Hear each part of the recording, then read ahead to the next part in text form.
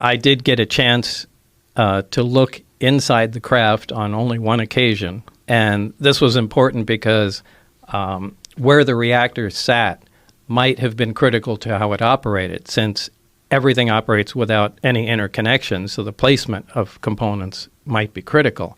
So they allowed me to go inside and look at it. Again, I forgot where the hell I am. So you're going into this craft, and what are you thinking when you're inside of it? Like, what are you seeing? It's a very ominous feeling because there are no, first of all, everything is one color. It's like a dark pewter color, and there are no right angles anywhere. It's as if somebody took, I've said this before, somebody took a model and fashioned it out of wax and then heated it just for a short time so everything melted. Everything looks like it's fused together. Everything has a radius of curvature where two items meet. It's a really weird looking thing. But there was almost nothing other than a small foldable hatchway that looked recognizable. Everything was really unworldly, to pick on it, a way to describe it. So you get inside this thing, and it's designed for something that's much smaller than a human being. Yeah, you can't really stand up till you get to the very center of it. And how tall are you? I'm 5'10". And what do you think this was designed for? I'd say something close to half my height. Wow. So these little 3-foot tallish creatures.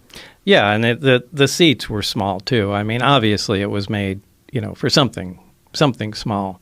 But there was no, there's nothing else in there. There's just seats, the reactor, and some of the subcomponents. There's no control panels. There's no bathroom. There's no decorative components or artwork or anything that you would recognize or trim. I mean, it's just a very bare bones thing. You're not seeing any screens? Well, there are archways around it that are part of the superstructure, and one of the archways can become transparent. When I was in there was another group working on one of the archways, and you could call that a screen, more or less. So through that archway, it would maintain the solidity, the solid, whatever metal it was. Yeah, but you could see through it. Yeah, it just became transparent. Yeah, I saw that happen once or twice before I left. Did you ask any questions about what the fuck? No, there's no asking questions. There's no asking questions. No. But when you watch something become transparent, and you realize it's still there, but you can now see through it. Yeah, I mean, now that's not that impressive. We do have some liquid crystal materials that are like that. They I've seen that in bathrooms. Smart glass. Yeah, they call it smart glass. So this is just, and I don't know if the craft is made of, an advanced metal or a ceramic. It was cold to the touch, so I would lean more towards a metal. And when you see this craft and you're inside, was there any indication that there was an area that they would use to control it, to pilot it? Was there a pilot seat? There were 3 seats. They sat around, the reactor was in the dead center of it, and then equidistant around there were 3 seats. And that's all. There was a large, they're not consoles, they're large rectangular objects, also spaced, equidistant around the center. There's nothing on them. There's no buttons. There's no lights. There's no controls. Look the same color, the same Everything thing. is the same color. It's just a different shape. Right. And directly underneath them, there's 3 levels in the craft. The main level is what we're talking about. Directly under that, those are the gravity amplifiers, the big rectangular objects. Underneath them are the gravity emitters that look like, for lack of a better word, a trash can hanging on a pipe. 3 of those.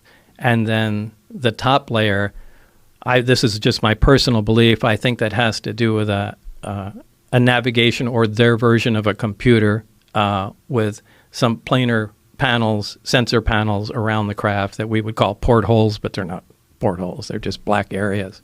And I think that just determines its, position in space. But I physically was in the center section, and I stuck my torso in the bottom section and hung upside down so I could see how the gravity amplifiers were positioned. What is the roughly the size of this thing? It's I think it. I don't remember from being there, but after all this stuff was over, I had John Andrews, a guy from the Testers Model Corporation, and we sat down and tried to figure out from what I saw and known sizes of things, and we came up with 52 feet in diameter. And So I it's think that's fairly small. Yeah, so I think that's a reasonable guess. Now, you said there's 9 of them, and you got a brief glimpse at the other ones. How were they different? Oh, they looked completely different. One looked like I called a Jell-O mold, and it looked like a classic Jell-O mold with the rippled sides to it. One was a very flat disc, like like a straw hat or something like that. That was sitting up on its edge, and the thin part of it looked like a projectile had been fired through the edge of it. So I don't know if they were attempting to see if the metal could be penetrated, or if that's where the thing came from. Maybe it was shot down. But that was the only one where I saw there was, actual physical damage to it. And that one was roughly the same size? They're all... They were kind of too far away to tell.